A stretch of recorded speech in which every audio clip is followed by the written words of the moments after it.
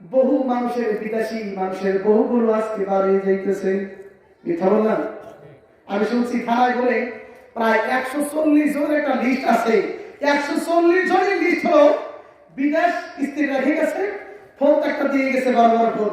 ওই ফোন দিয়ে প্রেম করিয়া 140 জন বাড়িয়ে গেছে। নাউজুবিল্লাহ। এদিকে ভালো শুনবা? তাহলে আপনি তো দিয়ে গেলেন, যারে আমি গেলাম বিদেশ, স্ত্রীর সাথে মধুর আলাপ করবো, কিন্তু আজকে স্ত্রীতে কোন মধুর আলাপ শুরু করছে খেয়াল করছেন? আমার মা বোন আছে নাই? তবে আবার এই মা বোনদের ভিতরে রাগে বসতেও আছে নাই? এই মা বোনদের মধ্যে সেই খালেদ সাইফুল্লাহ আইবি, সেই আহমদ শফি, সেই হাসান জামি, বড় বড় আলেমের মাও আছে নাই? সেই মুহাম্মদ সাল্লাল্লাহু আলাইহি ওয়াসাল্লামের মাও আছে নাই? কিন্তু এর মধ্যে পার্থক্য আছে। আজকে দেখবেন মহিলারা এই ফেসবুক আর ইন্টারনেট আর এই ছবি দেখার কারণে কয়েকদিন পর পর দেখবেন ড্রেস পাল্টায়। এর আগে শুনছি পাখি ড্রেস। আমি বললাম পাখি ড্রেস কেন বলে? হুজুর জানেন না, খবর আসছে পাখি ড্রেস না দেওয়ার কারণে ফাঁসি নিয়ে বসছে। আমাদের মারছে যাবে পাখি ড্রেস। এই ফাঁকি ড্রেস দেশে গায়ে নাই, এর বাংলা দিলেও নাই না, এখানে বাড়াইছে ফেলাচুর। বাড়াইছে কিনা বলেন? এখানে বাড়াইছে ফেলাচুর। আমার ছাত্রী ছোট্ট, ওই রাস্তা আমি বলছি যে এই এদিকে আসো, এটা কি করে রাস্তা হুজুর জানেন না? আমি বললাম না, করেন না, ফেলাচুর। মানে ছোট তো বলতে পারতো তারা। আমি বললাম ফেলাচুর মানে স্টাইল, স্টাইল মারছে যাবে স্টাইল মানে টাইমের উপরে কাপড় পরা, এত বড় সরাই দেখছেন না আপনারা? আমাদের এলাকায় মনে পড়ে না। হ্যাঁ, এটা কোথা থেকে পাইছে জানেন? এই যে ইন্টারনেট আর ফেসবুক। আর বাড়িতে আমাদের সামনে বাসা আছে না, আসল জিনিস রেখে দিচ্ছি, এটা থেকে তারা পাইছে কিনা বলে? মুসলমান আজকে কোথায় চলে গেল? পুরুষের পোশাক মহিলা নিয়েছে, আর মহিলাদের পোশাক পুরুষে নিয়েছে। কি বল ঠিক কিনা? টাকুর দিচ্ছে পুরুষ মানুষের কাপড় পরা হারাম, কবিরা গুনাহ। ইচ্ছা করে কোনো মানুষ একটা কবিরা গুনাহ করলে 7,500 বছর ধারণা থাকা যাবে।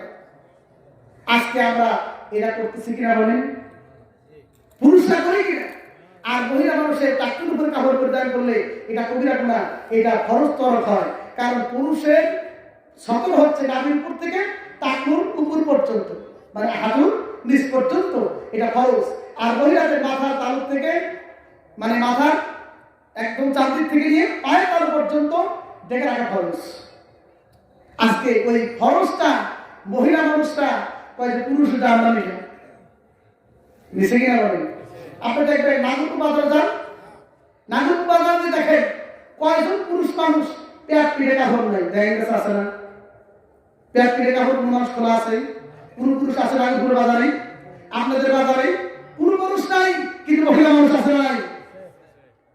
আজ কাপড় পরে যায়, তাদের পেটে কাপড়ের খবর নাই, মাথায় কাপড়ের খবর নাই। এরা এখন পুরুষ আছে না নাকি? কথাগুলো খারাপ লাগতেছে? কষ্ট হইতেছে আপনাদের? ফরজ কথা, এই কথাগুলো যদি না বলি আল্লাহর কাছে আমি গাই থাকি। অনন্ত মুসলমানরা বহু আগের কথা আমি আপনাদের মাঝে এই জন্য টেনে আনতেছি, কারণ হলো মহান আল্লাহ রব্বুল আলামিন বহু আগের জামাত থেকে যাদের আল্লাহ ওলি বানিয়েছেন তাদের মা গুলো আল্লাহ ওলি ছিল। সুবহানাল্লাহ। ওয়াহাবুর রাব্বি বলেন আব্দুল মুত্তালিব ভাই জানেন, আমার একটা প্রস্তাব হলো, আমার একটা সরলা সবলা, আমার একটা মেয়ে আছে, এত ভালো ভাই, মেয়েটি সর্বাবস্থায় এই জামানার কিতাব পড়ে, জোরে বলেন সুবহানাল্লাহ। মেয়েটা কোনদিন বাড়ির বাহির বাড়ে না। কারণ কি কেন বাড়ির হয় না? কয় বুঝতে পারি না, কি যেন পড়ে, আর কি যেন পড়ে পড়ে দু চোখের পানি পেলে কাঁদে, জোরে বলেন সুবহানাল্লাহ। কারণ কি বলেন? ঠিক আছে, ওই বাড়িতে চলে গেলেন। এদিকে ওই যে আব্দুল মুত্তালিব বললেন তার দাসীকে, ও সুহাইবা রে, ও দাসী সুহাইবা, যা যা তাড়াতাড়ি যা, ও হাতুড়ির বাড়িতে এখনই যাইয়া তাড়াতাড়ি দেয়। তার মেয়েটা কেমন দেখা যায়, কেমন দেখা যায় রে। মেয়েটা যদি ভালো হয়, মেয়েটা যদি ধার্মিক হয়, আমার ছেলেকে যদি গ্রহণ করতে চাই, আমি আব্দুল মুত্তালিব, ওই মহাচৌরির মেয়ে দিয়ে আমার আব্দুল্লাহকে বিবাহ শাদী করাবো। দুপুরের পরে আমরা করলেন, হ্যাঁ তখন চলে গেলেন। সবই দাসী সোয়াইবা চলে যাওয়ার পরে বাড়িতে যখন ঢুকে পড়লেন, ঢুকে পড়ার পরে তিনি বলেন, সেই আপনার মেয়েটা কোন রুমে? বললেন যে দেখো রে মা, ওই তো ওই রুমের মধ্যে আমার মেয়েটা বসে আছে। এইবার তিনি চলে গেলেন, দাসী যাওয়ার পরে দাসী যাইয়া ওই রুমের মধ্যে ঢুকে পড়লেন। রুমের মধ্যে ঢুকিয়া তিনি দেখেন যে ওই মেয়েটি একটা কিতাব সামনে নিয়ে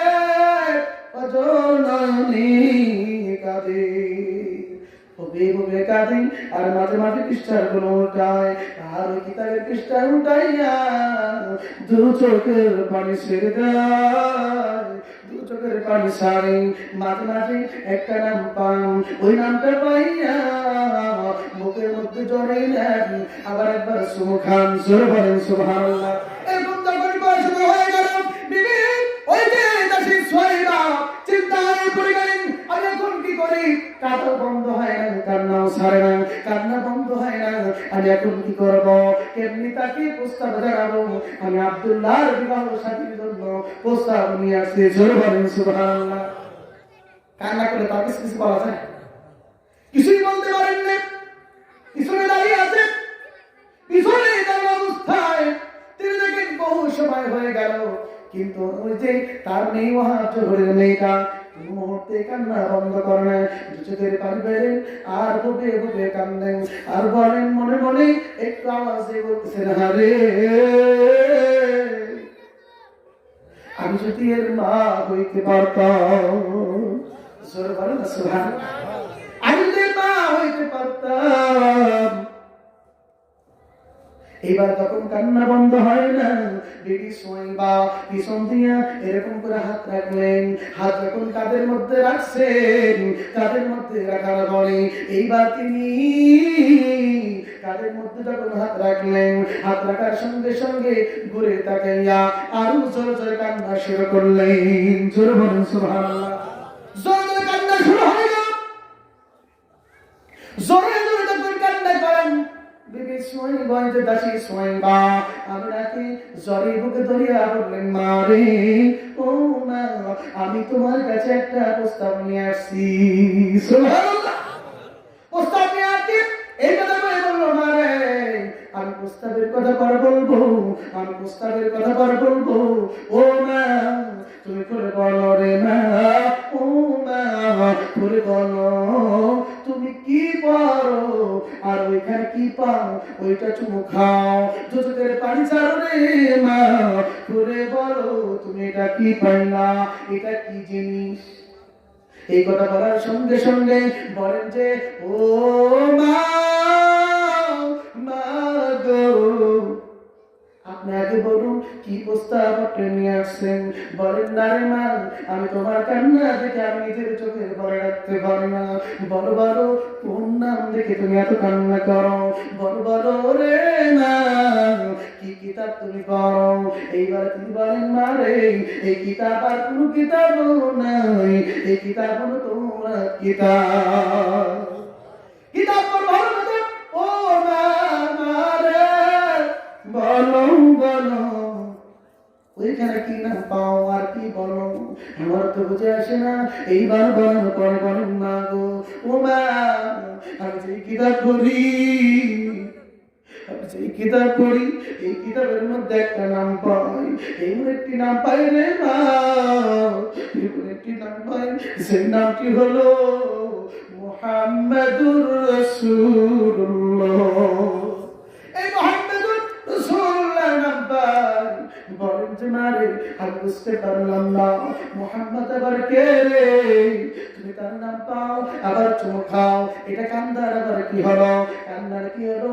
এইবার বলেন, মা রে, মুহাম্মদ হবেন বিশ্ব জাহানের নবী। জোরে বলেন সুবহানাল্লাহ। বিশ্ব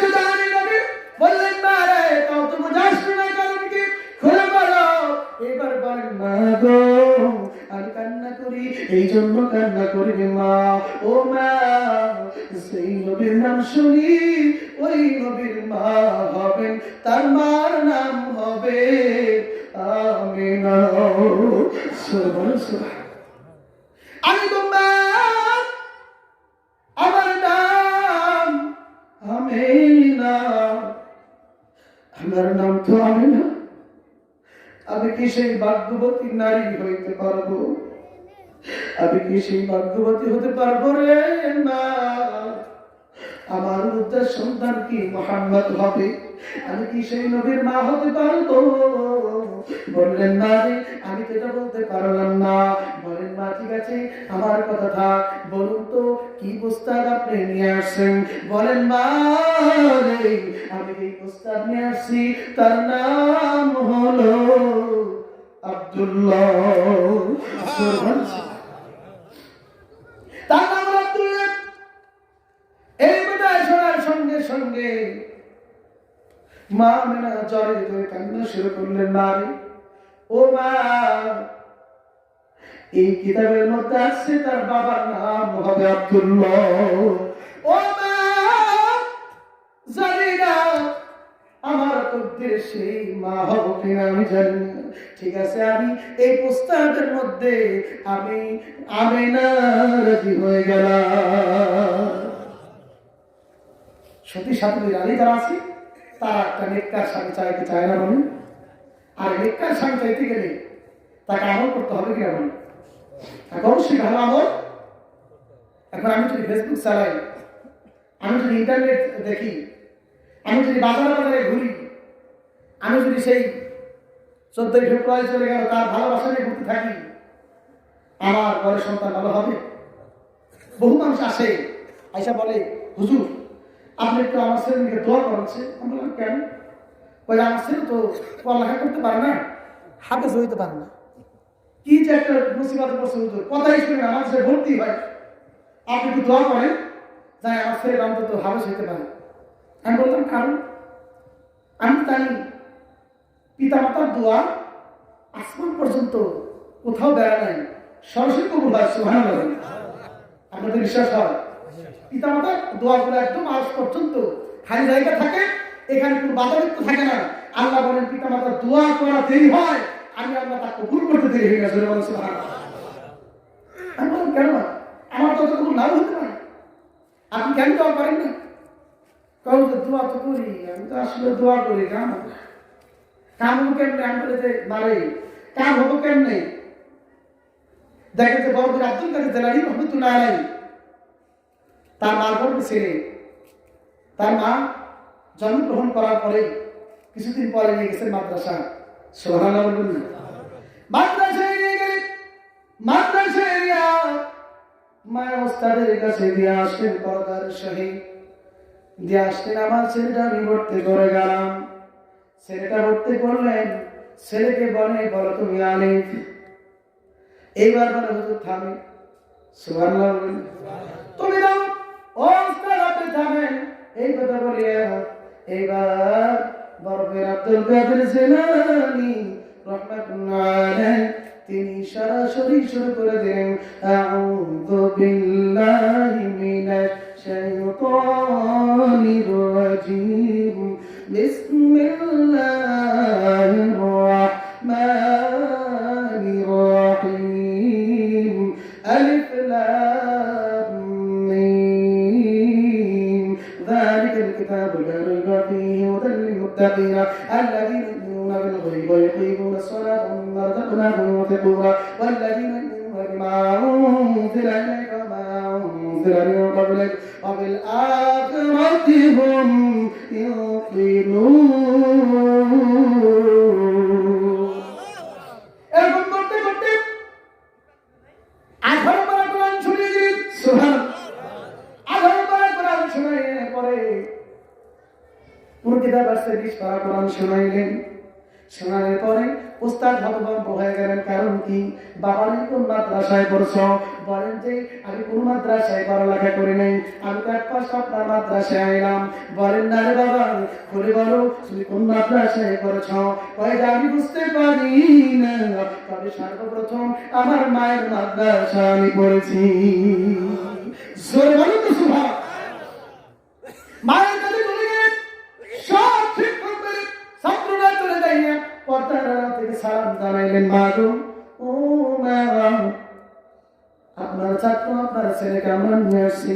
মা পর্দার আড়াল থেকে আশ্চর্য হয়ে গেলেন, হারে আমার সন্তান না জানি কত বড় বেয়াদবি করেছে, আমার সন্তান না জানি কত বড় বেয়াদবি করেছে। আজকে ওস্তাদরা বাড়িতে আসছেন, এইবার তিনি নজর নয়নে কান্দেন, কান্না করেন আর বলেন, ওস্তাদজি আমি বুঝতে পারলাম না আমার সন্তান কত বড় বেয়াদবি করেছে। বলেন না রে মা, আমি শুনতে এসেছি আপনার এই ছেলেকে কোন মাদ্রাসায় পড়িয়েছেন। বলেন না রে বাবা, কোথাও আমি পড়াই নাই, আমার এই সন্তান পড়াই নাই। বলেন না, না হতে পারে না, আপনার সন্তানকে বলছে আমি। বলেন আমার আপনার সন্তানটা 20 পারা কোরআন শুনিয়ে দিয়েছে। বলেন যে না রে, কোন মাদ্রাসায় পড়াই নাই, কিন্তু আমার একটা জিনিস মনে হয়, আমি ওনার 20 পারা কোরআনের হাফেজা। আমি যখন আমার সন্তান গর্ভে আসলো, আসার পরে ফজরের নামাজ আমি পড়তাম, ফজরের নামাজ পড়িয়া যখন আমি কাজ যাইতাম, কাজ দেওয়ার সময় আমি কোরআন তেলাওয়াত শুরু করতাম। জোরে বলি সুবহানাল্লাহ। তিনি বলেন যে আমি কোরআন পড়া শুরু করতাম, কোরআন পড়তে পড়তে 10 পারা কোরআন পড়া হয়ে যাইত। আমি যখন 10 পারা কোরআন পড়া হয়ে যাইত, আমার সব কাজ রেডি হয়ে যাইত, কোরআন পড়া বন্ধ করে দিতাম। আমি কোরআন পড়া বন্ধ করে এশারের নামাজ আবার পড়তাম, এশারের নামাজে পড়িয়া আবার আমি কোরআন তেলাওয়াত শুরু করতাম। সুবহানাল্লাহ।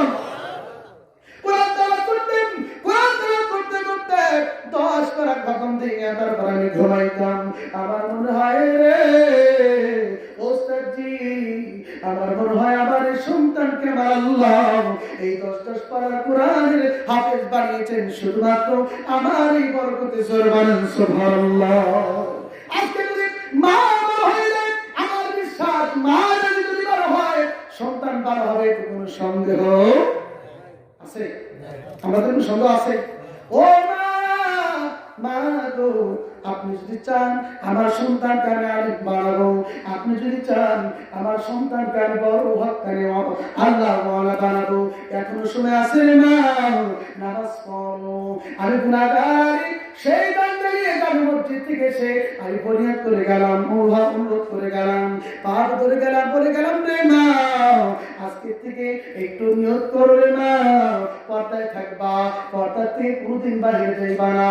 ও মা, আমি গুনাহগার, পায়ে ধরে বলি রে মা, এক তো নামাজও কামাই দিও না, ওই সন্তানের জন্য এটুকাই তুমি করতে থাকো, তোমার এই আমলের বিনিময় তোমার সন্তানকে আল্লাহর ওলি বানিয়ে দিবে। এগুলি বানাবেন কে? সরুন কে? আল্লাহ বানাবেন। মুসলমান আমি আপনাদের বলতে চাই, ওই যে মা মেয়ের কথা রাখছে, মনে আছে? আলোচনা ছেড়ে দেবো? হ্যাঁ, শেষ দেবো নাকি বল? কারণ আমার প্রধান বক্তা সাহেব তার আমি বলছি 10টার সময় আসবে বলবেন, উনি আসলেই আগে আলোচনা ছেড়ে দেবেন ইনশাআল্লাহ। থেকে করি লা ইলাহা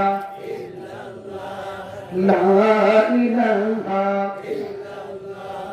লা ইলাহা বলবে লা ইলাহা লা ইলাহা ইল্লাল্লাহ মুহাম্মাদুর রাসূলুল্লাহ। সকলেই বলুন সাল্লাল্লাহু আলাইহি ওয়াসাল্লাম। ও বন্ধু মুসলমান, আমি বলতেছিলাম ওই যে মা বেবি সোয়াইবা, ওই যে দাসী সোয়াইবা কোনদিন যখন কান্না শুরু করলো, গোনাগুলি করে কান্না করেন, এইবার সোয়াইবা দাসী বলেন, ও মারে তুমি থাকো, আমি এই মুহূর্তেই যাব, আমি যাইয়া আব্দুল মুত্তালিবকে প্রস্তাব দেব, তুমি রাজি হয়ে গেছো, তোমার আমার পছন্দ হয়েছে, আমি তোমাকে আব্দুল্লাহর সাথে বিবাহ করিয়ে দেব। না